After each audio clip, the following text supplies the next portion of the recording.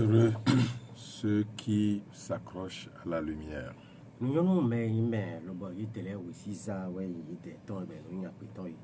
Fa n'est pas que celui qui oriente, il est la lumière lui-même.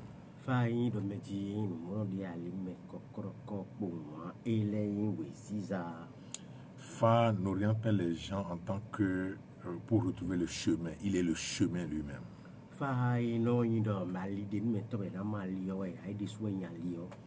Si l'autre dit je suis le chemin, la vérité, la vie, Fa l'a été avant qu'il ne parle.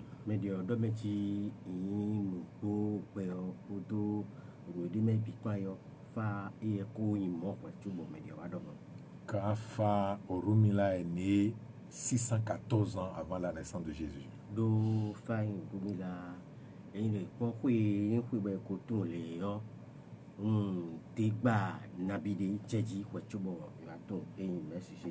Mais nous ne sommes pas là pour comparer qui est fort plus que qui, mais les deux ont dit la vérité sur tous les points.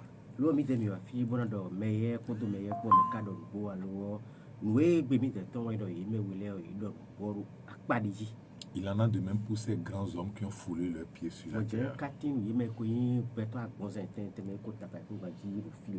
Je vais nommer Confucius, Hermès, Enoch, Orphée, Agrippa, que sais-je encore.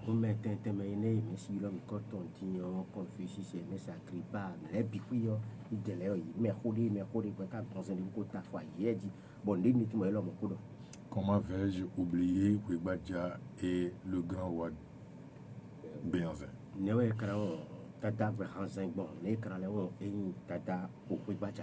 Il y en avait tellement de grands hommes que les citer nous prendrait toute une année.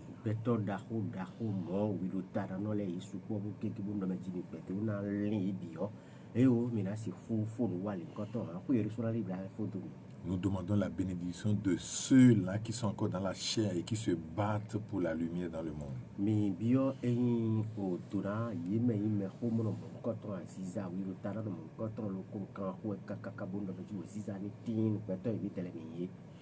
Une phrase très importante de la Bible, mais que tout le monde ne maîtrise pas la profondeur.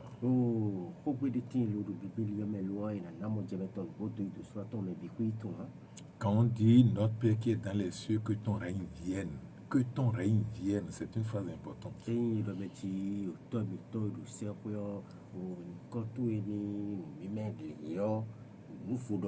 ton règne vienne.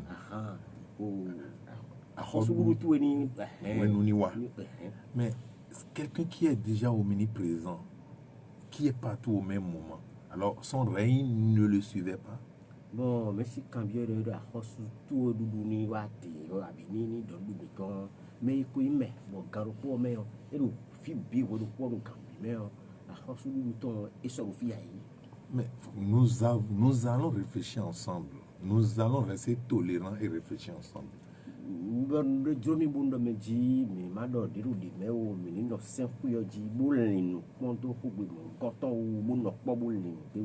Deux problématiques seront posées et nous allons de ces deux-là tirer la quintessence.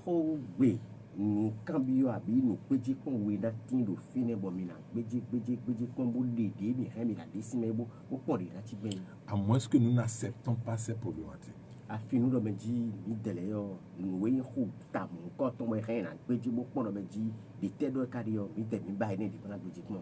Dieu est-il omniprésent, oui ou oui?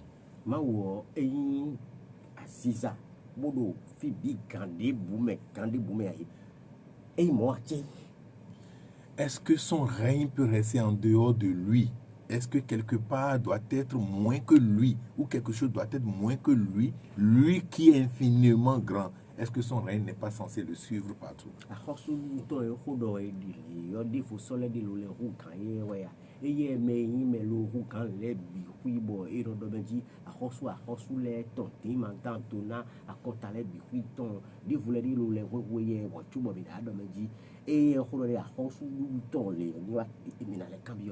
Maintenant on dit que son règne vienne. Son règne doit venir encore ou s'il est déjà partout au même moment.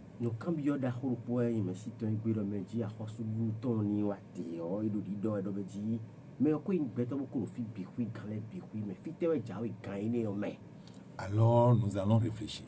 on est mo et tie habu de meji mi do na lin ponto hogbe mi no dole do po do meji mi se ko mo do ya bi mi do so mi bio mi de me bo le po don we do e ka hu alia. Si des gens comme Pape Jean-Paul II ont accepté cette phrase, ça veut dire qu'elle a une dimension très élevée. Et Vlavo, mi tomi me Jean-Paul II et Ipe. Bon, hogbe mon coton, il sort les boulots sin sa ka je vidéo et khale be da pa jira de wa pa jira ne et une botriji. Cela voudra dire forcément quelque chose que nous n'avons pas encore décodé. Vlavo ne rutiti me remedine de timo bo voilà. Mon film mon coton mi comment beaucoup de temps les a. Je vais même trouver une émission pour venir expliquer toute cette prière-là. Natele ba windi lubo ye wi haine le yo no abacheru puru.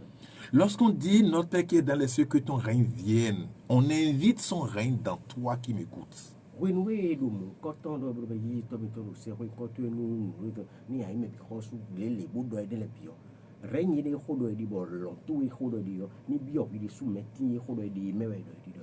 Mais si tous les jours ta vie n'est que plainte, lamentation, soucis, facture d'électricité, ceci et cela, mon mari, mes enfants, et que tu ne vis pas, cela sous-entend que tu es très loin du règne divin. Un bon de la voix sans l'aide du quick ou voici ça, tiens, nous, ça, ouais, va faire ya nous dit, nous t'aimons, nous, quoi, nous, bévi quand tu dois dire, nous t'aimons les gens doit dire, à part mon coton, quoi, monsieur, quand bien de me dit, et ne holo de ben de me dit, ni coton et ni wallon, tout ni bien, mais et ne fit bien, ouais, mais oui, non, et pour la so pour oui. Moi, en tant que canal parfait du tout, j'ai reçu l'onction de t'aider à recevoir ce règne divin.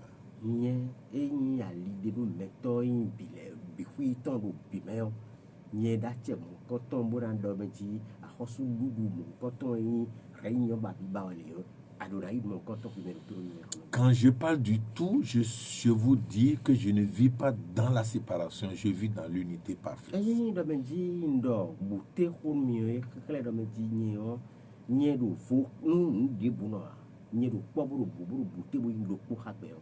Et vous devez savoir, je suis équiste, je suis ceci, cela, je suis musulman, je suis catholique, je suis vaudou, je suis tout simplement. Bon, et de mi do na ton do ndi wa ndo me ji no e ko yin bo tin le bi hui me ye ko ndi yin o malen bo bon o christian nya yin christian bo bon ba gboro nya bi hui we yin do ko. Mais demandez-moi comment j'arrive à me retrouver dans ce tout qui paraît si compliqué pour vous. Bon, mi he mi na cambio indi do me ji ne wan karwa bon tindo teme le bi hui me e do inu bon pacha bon gede do mi tele goli. Même si les uns disent, si vous voulez être chaud, soyez chaud, si vous voulez être frais, soyez frais, mais je suis modéré. Bon do me ji akota de le te do me ji mi na hoso e o mi hoso ma ka hoso abana fa we o mi fa nye na do mi do me ji nye we le bi hui se. Parce que tout chaud, je n'arrive pas à boire. Do e inu bo hoso gara li aso nu. Trop fraîche, ça m'agace les dents. Bon do me ji ka le inu bo le fa dion e no le rien bon ji adu. Mais tiède, j'en raffole. Lo do me ji ka glole yo na nu di ba gbe wendi. Le règne divin est à ce niveau. Mina tu do me ji a hosu to i ma wo ton le bera bio be me o e do fine. Dépasser la séparation pour retrouver l'unité. Mina tellement lo na join foka do le lo na mo bouté ni no le. Si je pouvais vous passer mes yeux, vous allez voir que tout le monde, tout ce qui est existence fait partie de vous. E do me ji vla fu no kunye solo no do mo ndi na le yo. E no e so we no mi we yo. Mina tu do me ji no e ko inu lo ko tin le bi hu yo inu bouté bo do pro mi to mi do le bi hu. Non seulement tout ce qui est existence est en vous, vous êtes encore dans l'existence. Bon, ete ele do me ji no e tin le bi hu do mi me po mo ko fo ya. Mi de so mi le do e tin le o bi hu me. Mais quel est ce jeu? Je suis dans tout et tout est en moi. Bon, et carré na cambio de me dit, côté kanyene boy na do me dit, ndo nous bime pour nous biter sous nous des soins. Le jour où vous allez atteindre le niveau de dire tout est en moi et je suis dans le tout, vous pouvez dire qui me voit voir le Père. Wende mina waton, bona do mon jemen, bodo menji, nous biro ni men, bon ni souvent, nous bime me khame na don mi de do menji Sa place. Nous jaconji do mi kon abi nous rougan, ouais de te. Nous bouté bien mime. Lo yiro ten me era non do pour me yiro tem quand on les met. Et qu'est-ce qu'il faut faire? Il faut faire un petit réglage. Bon do meti nous kati mo ne karablo point na tone de bo sen de pondo clé qui met. Et c'est d'ailleurs pour ça que tous les mardis nous venons parler ici, pour que vous, avec vos oreilles vous écoutez afin de ranger ça en vous. Et ne raison bon tata bele bien mi no wa. Lo bo poto tout mi no sinana pa mi na he mi na do eo. Mi he mi na bleu bon il te na ba mi na to me di ali bo en kari abi. Manyo ndi abi nko soa e po susu ti ya. Mina loto bossé, boto dominer les mains. C'est fort ce que je suis en train de dire. Midoto bossé, boato dominer les mains. Il y a 3 grandes étapes. Mais ma doto a, mais c'est sia, mais ma casse a, mais c'est tout dominer les mains. Mais ma tout dominer les mains, mais c'est mon vivant. La Bible dit sois en paix et tu sais que tu sauras que je suis Dieu. C'est parce que tu as arrangé les choses et tu es en harmonie parfaite avec l'univers. Do o bibeli do meji fifa ni tin ko ile so me bo no atun ye do meji ni ma o hun to ya to wo de me ko bo ka do to ko wa no hiwe.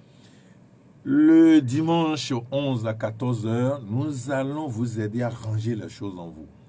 Do fudugbe sun e me mi na bi o si asan ton o do ko gbo gbe 11 décembre mi na dalo do po mi ton bo mi he mi na to nu e nu buru fokan mi na to do ten e me je khai. Et avant de venir, rangez les choses à la maison d'abord autour de vous et permettez qu'il y ait d'espace afin que l'air circule. Bon, mi son bu jawe o chumi na jali abi chumi na adle mara wa nuwe nu buru mato mi mele mi na tepo mi to mu koton le bu gbe we nen mi wa lo mi awa we siza jo honda gbe nuwe na blu pezan mi ton do le yo bi yo ira ma li bu dimra mo ten me he na no le lu be da yin bu jejelo.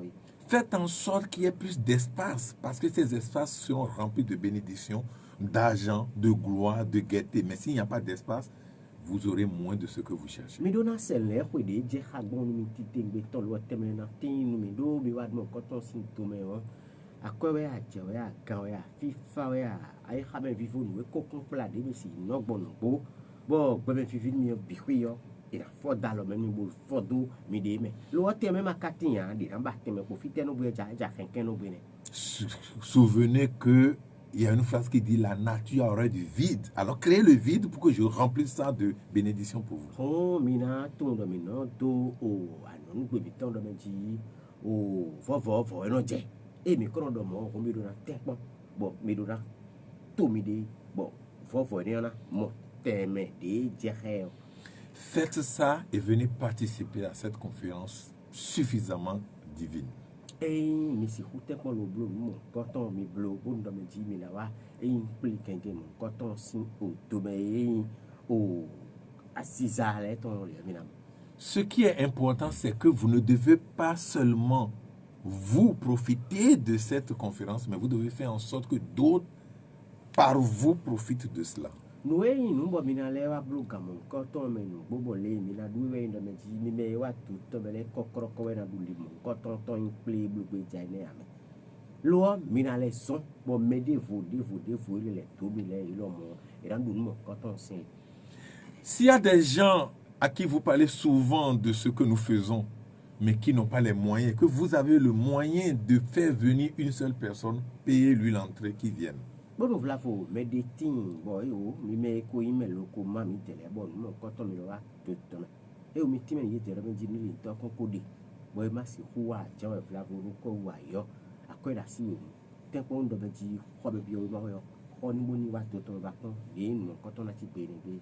Parce que le thème central, c'est aller à la source où tout se partage. Do hogo e jiwe na kendo tengbe jo asane gbe we ndo be ji do donu daho e nubi kuyo ino mai Mais si tu restes à la périphérie, on t'amènera la quantité de la périphérie.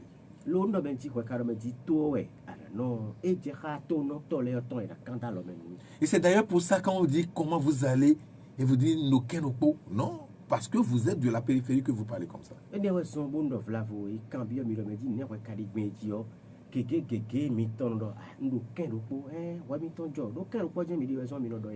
Mais si tu parles que tu es Nokenokpo, cela sous-entend que tu es de la farine de maïs et que un vent violent qui te déclare la guerre finira par emporter même la bassine.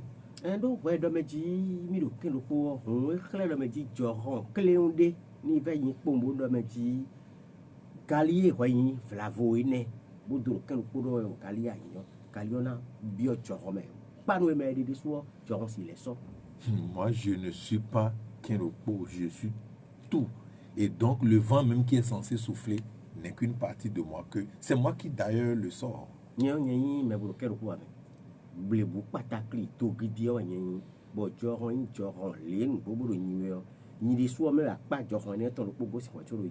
Et comme le grand maître pouvait le faire, Jésus-Christ pouvait le faire, il dira au vent violent, calme-toi, j'ai des enfants, ils ont besoin de la paix.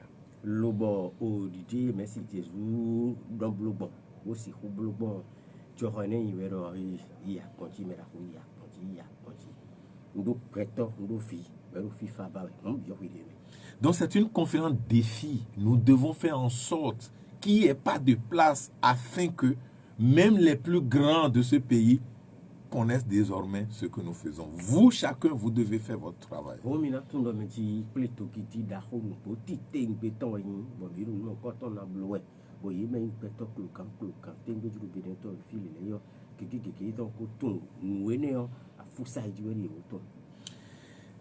Battez-vous pour participer et aider votre entourage à assister.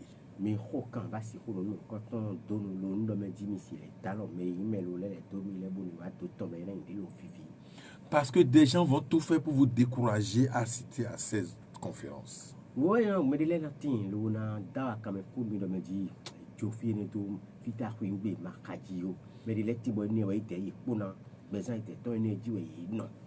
Et ces gens-là ne sont pas mauvais, ils jouent leur rôle.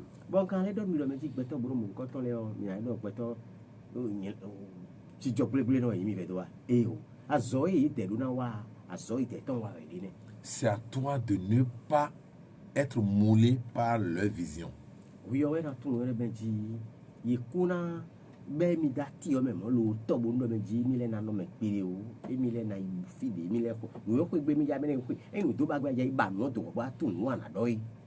Quelque chose me donne la joie. À chaque fois que je vois les Christianes célestes.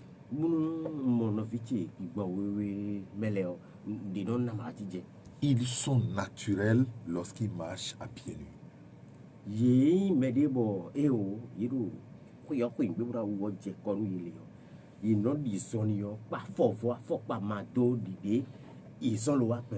Ils n'ont aucune frustration de ce que les gens vont dire sur eux.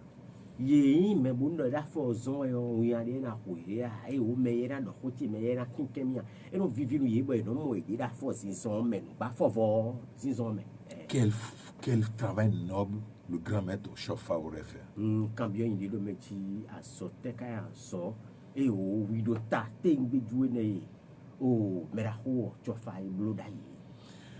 Que la lumière l'accompagne là où il est parce qu'il a fait un travail très important.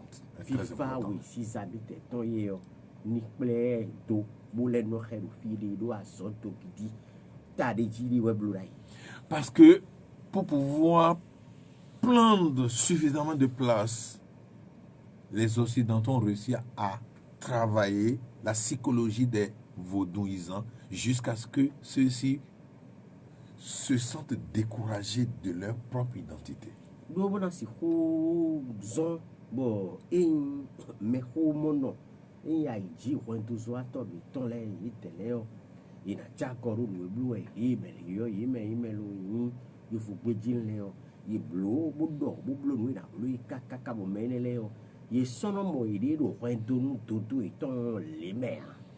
Puis, Il y en a qui vont faire toute leur vie dans le vaudon et à la fin ils vont dire j'irai me baptiser à l'église.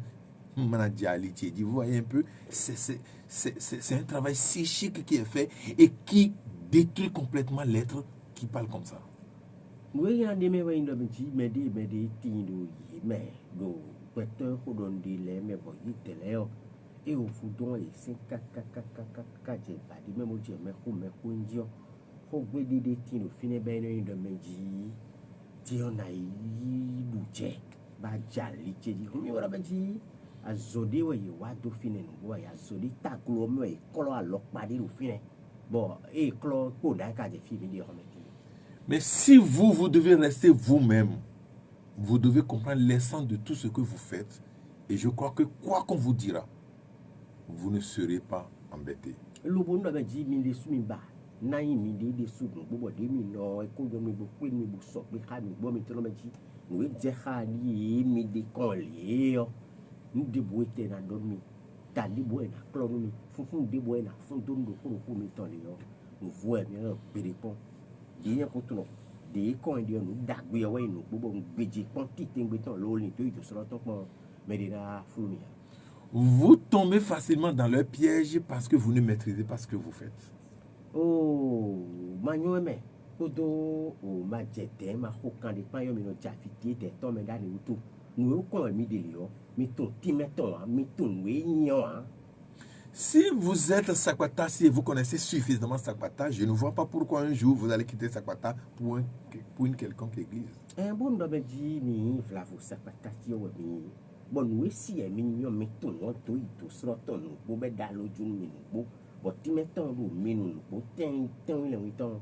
Ni mo nous na zon bon e na je pe po mi na do me di e o Sakwata si e mi di mi ko so ba no le o. Bi na yi ba fi de vous le bi o. Je peux prendre pour l'autre et en ajouter, mais jamais je vais quitter ce que je suis parce que je connais ce que je suis. Si, mais il tombe gora, lo, beto e yen le yo, nous e yen le yo, nous ko ndi le yo si, jodo ado nous e ko ndi yo, on ne yo, ton ti met ton de sroto. Rapprochez-vous de nous le 11 décembre prochain à partir de 14h et vous verrez la puissance de la source. Mi se po mi do o sun me mi da bio ti me o so si santo o ko go pe de nu mi na mo holon e to nu to le ti tengbe to yo mi na mo holon mo ko to. Cela va se passer dans le grand hall du roi des arts. Oui, na blo do hall des arts ta ji o hoda ho e hall des arts to me na blo mo ko to. Commencez par vous inscrire maintenant avec 5000 et vous avez 3 choix à savoir. Mi na je nǹkan tó ìmọ̀ méjì ló ka ẹ̀mẹ̀ mi lè dín lọ́wọ́ kódó tsaka tán pa lọ́wọ́ nù tóru fúnfún atọ́mọ̀tì bọ̀ lókòrókò mi tán lọ́ba wẹ̀ndé yọ mi nana mọ̀ jẹ̀ lẹ́tọ̀. Vous aurez d'abord ce qu'on appelle la main de Christ. Et ceux qui ne savent pas ce qu'on sait que la main, c'est alors, non, que dis-je, adore. Ce que tu diras va s'accomplir dans ta vie. Mais ma cartoon, oui, don, mon coton, oui, don, wado, do tché, on a tiré pour ça, c'est ça la main de Christ. Je n'ai pas dit la main de Jésus, j'ai dit la main de Christ. Il y a une nuance. Et bon, vous, alors, tu sous ton maître du Christ, oui, don. Le Christ veut dire tout simplement amour. Amour. Et l'amour est la clé qui ouvre toutes les portes. Donc aussi la porte de la source. Si, mon Dieu, mettons, oui, de benji. Christ est rodo et delio, ou un yin ouais, et lodo. L'eau, un yin, coton, ou un rond, et qu'on y a embouti les bihuis, ou un caisse ou l'homme. Deuxièmement, vous avez la possibilité de prendre un poblet pour fermer votre vie afin que des désordres, des sangsues, des parasites ne vous compliquent pas la vie. Oui, God, mi da chebo, poblet de nacha, l'homme, mais bon, et n'y en a sous, chico, topo, d'ici pas, miopo, choblo, le même pihui, compla, nous, barabada. Troisièmement, vous avez la possibilité de prendre un fadjet que vous pouvez même porter sur des beaux vêtements et sortir avec. Vous seul savez que c'est le collier de la paix. Mi les dro mi naï fadjet di fini boineo mi son beaucoup fi debo au debo mi to mi réo mi na to te ti do enewe xlero mi ji eo Je crois que ceux qui me écoutent savent déjà le prix de ces ingrédients.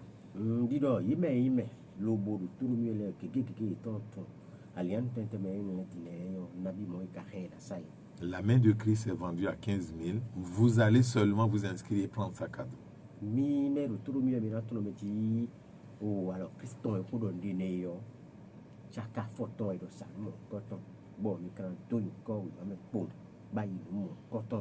Ou bien vous faites l'inscription et prendre le coublet qui se vend à 7 000, vous le savez.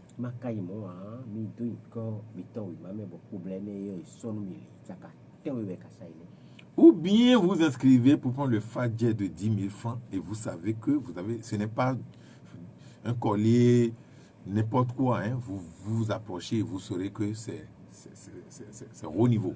Bon, il faut dire que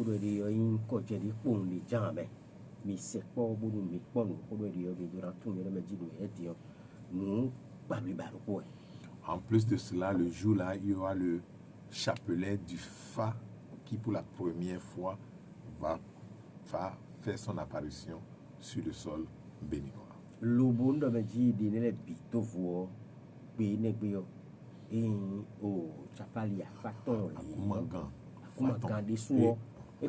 Faton. Un chapelet, c'est Agoumagan.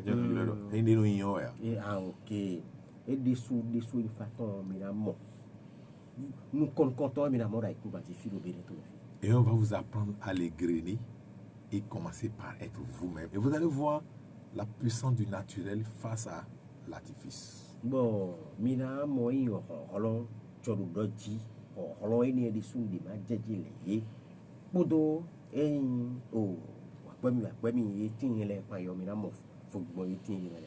nettoyez tout autour de vous, vous-même lavez-vous proprement et venez, je crois que quelque chose de spécial est en train de frapper à toutes les portes.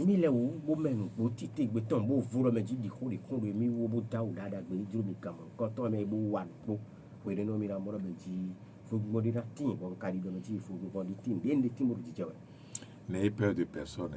Ceux qui vont chercher à jouer un rôle d'embêtement et autres, ils vont jouer, mais nous allons finir parce que nous avons besoin de ceux-là aussi dans la salle pour que le nombre impressionne tout le monde.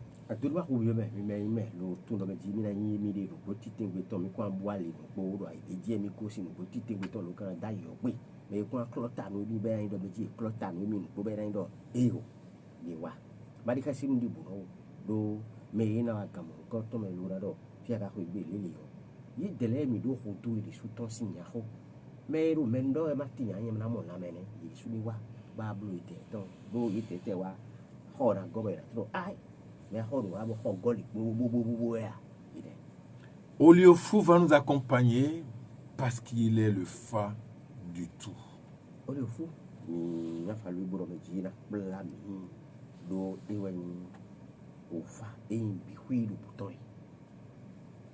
Écoutons. Deux clés se mettent ensemble pour ouvrir la porte du mystère. Tia hongan nous boton we et ouais non bobo c'est non au ron et nous dit autant. Elle s'appelle audace et patience. Ene au hongan we ne leo yenoi au tempon bodo surupo. Un gourou dirigeait un groupe de disciples qui souhaitaient progresser sur le chemin de la sagesse. Ene nuyeto mesi dodo do poe e kado asome vikpo ba asome viene leo ye bana zon po mana tonu bo yi weziza ije hao bo abi dodo nuye dodo na jalo itome. L'un des membres du groupe posait sans cesse des questions, interrompait, mettait la vision de tout le monde en cause. Bon, il y a vu le pocado ye membo e o no e do dido bon na no jiro e no do bi hen gbewe e do ajao e na e do ayo e na do ke na do hun bodo no bi wulu ta sinu me de lebiwe. Il gênait le travail des autres, se donne partout à des critiques sans cesse. E no renwe me de lebi ble bo je fi de bo no do mendo pe wepo. Les autres élèves vinrent trouver le gourou et lui demandaient d'expulser la mauvaise tête. Bon, azome videle iwa mo Messi eton bodo Messi mi ton dagbagbe no po na wan mi dimbe kana jejin mi yo nyan viene edo mendo pe bo no bi ren gble da sin me bi weyo nyen si mi mebo mi na mo bon. Moi, je veux bien faire ce que vous me demandez, si c'est là votre souhait, répondit le gourou. Bon, Messi odo gbe nu yedo nu julo mi ton indo manya nya edo nu bi ren gble bo mi do yo julo mi de ton yi mo nyon nyana blo. Mais lequel d'entre vous veut prendre sa place? Nunca nyebe eyo mekado mi membo kana ino tetome. Mana wa no edo wiwa yo pepepe. Pourquoi? Demanda un loyal étudiant. Bon, nyavido po katimbo se tonu no gbonu Messi yo gandi e sekpo Messi yo po sisi de po kambioro. Messi mi ton dagbagbe ne gbon akado ho momo e te utu adogbe mon koton. Des scientifiques ont fait des expériences sur des fourmis. Nou yeto mon alomele o ye ba nu pere dodo azinzen azanwa asiansian otu lebiji. Ils ont observé que l'organisation du travail dans la fourmilière était très structurée. Bon, il y a un monde où il y a des élèves au huegbe don dogbo me don nous y a tombi kuyo nous tito imbo et tout liengbe. Il y avait la reine qui pondait les œufs, les nourrices qui l'alimentaient, les ménagères qui nettoyaient, les maçons qui construisaient et réparaient, les ouvrières qui cherchaient des provisions, les guerrières qui veillaient à la défense de la fourmilière.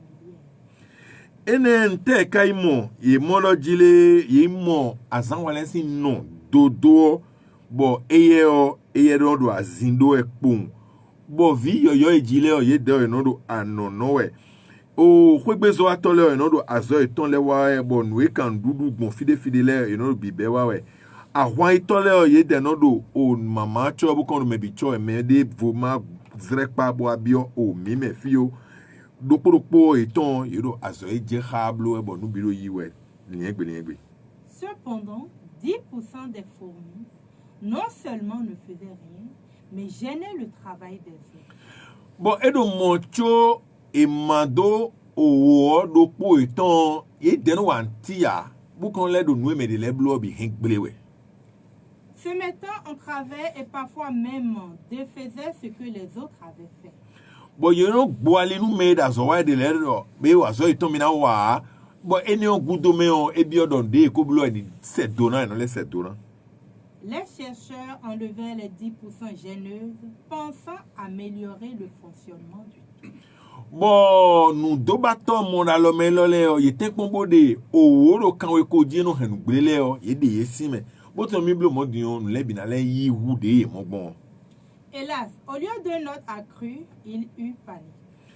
Ete kadie jei ye denle do mi blo mo nu bi na liengbe dion e khesi kale abio me do podo te finele me. Les fourmis couraient en tous sens, se rentraient dedans. Bon, azizele yi de o ye de ye peru de o no ikpe goro de bo sotu no na wa de bo. Au bout d'un certain temps, la fourmilière se reconstitua et les activités reprirent. Bon, tieju ye gudo o azizen huene o ele jete menon je o bon azo no wada ile o azo le lo ile yin o ten to me jeto. Les rôles avaient été redistribués. Bon azo me no ko ton dialogue to me azo no po. Chacune avait apparemment sa place. Bon me no ko do ten ton e je khaim. Et à nouveau, 10% des fourmis passaient tout le temps à entraver le travail des autres. Et no gudo me on e mado kan we ko o collège azo e no wada e o waji. Les chercheurs recommencèrent 3 fois. Bon, do bato mon alomenele o ye banu dodo azo atonji. À chaque expérience, ils constataient qu'une fois supprimés les 10% empêcheuses de tourner en rond, il y avait désorganisation affolement. Bon, ye wa mo do kwede bunde de o woro kan we ko die no henu gbele lesin nu de bo sono inu kon abo nu bi no gbele bo nu de sono do tenton me. Chaque fois que la fourmilière recommençait à fonctionner, 10% de nouvelles fourmis avaient repris leur rôle de catalyseur. Un wede bunde azizele sin do gule na wazo e je ha o do kan ko ji no de tegbe mu nu me na do me do gudo lesin o teme ide no mo wa so wa gudo de ide wa so e no ide no wa. À vous de comprendre maintenant et de me juger, répond le maître. Bon, monsieur wa do yen ro e ne ntime nu mine dion ne mi ka heon minali nu gbon ne nka ti do nu komiton nya eno na no mi me a lo mi na de si mi me o ekporo misi. Paix et bénédiction sur nous et sur notre entourage. Et donc FIFA kpodo do na kpo nui mi ton bokale yin le do mi ton le bi ton. Et donc nous étions avec Fa Oliofu.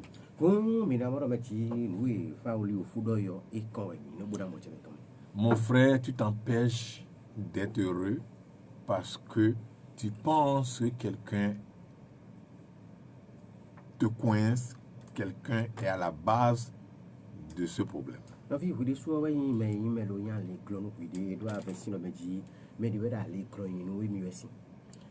Tes pensées t'attirent tout ce que tu vis.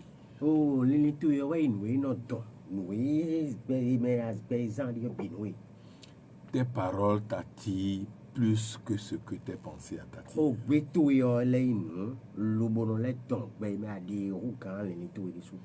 Et puis, tes comportements cultivent ta vie pour toi.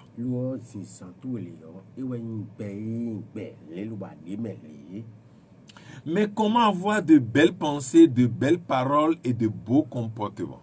On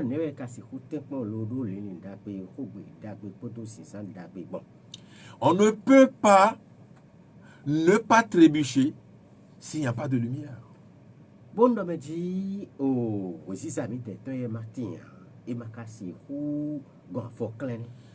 Si vous voulez éviter de trébucher, alors mettez de lumière un peu partout sur votre chemin et vous n'allez pas buter votre pied contre quoi que ce soit.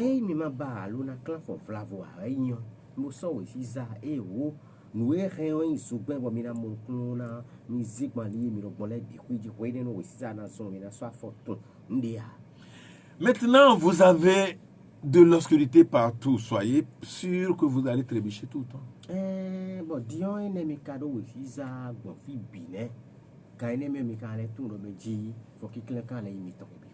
Et puis, il y en a qui n'ont même pas commencé par connaître et qui crient sur tous les toits qu'ils ont tout maîtrisé. C'est le plus grand danger, ça.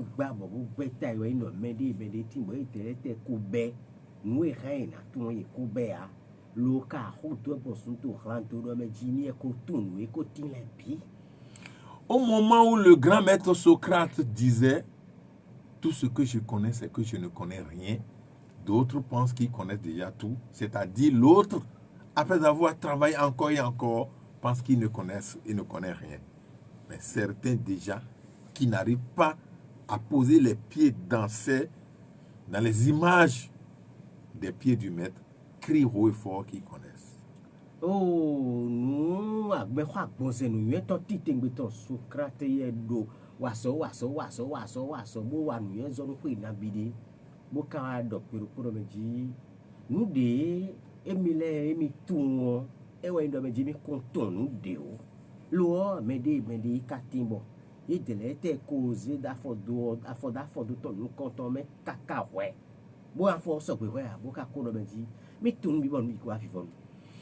Un autre maître que j'adore, qu'on appelle Yeshua, le Jésus-Christ, disait tout simplement: mon peuple périt faute de connaissance. Et de quelle connaissance s'agit-elle? Oh, merci Jésus.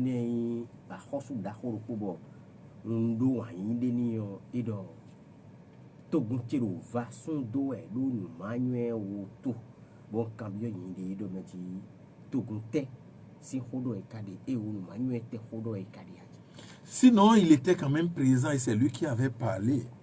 Et donc, il avait forcément connaissance de la connaissance dont il parlait.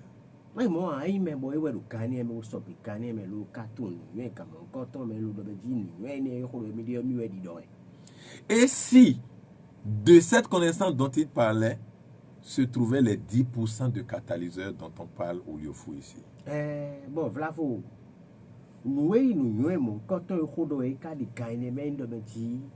o ro kan ko ji ho do mi le bo e de no ren gbe to yi ka tin do o nu ye to e ho nu ye ho do e de me ka lo.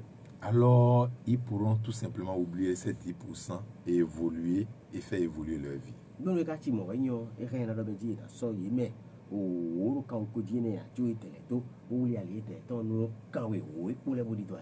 Vous me diriez, c'est pas facile, n'est-ce pas? Mais c'est aussi, ce n'est pas aussi facile d'aller à la source.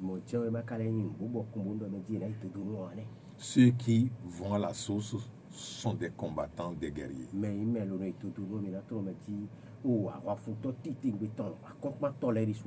Ceux qui vont à la source sont des dragons et capables de même brûler toute une bande de lions.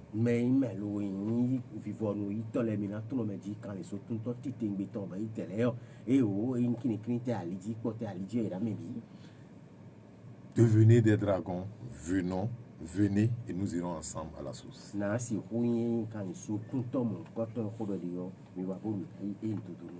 Paix à vous.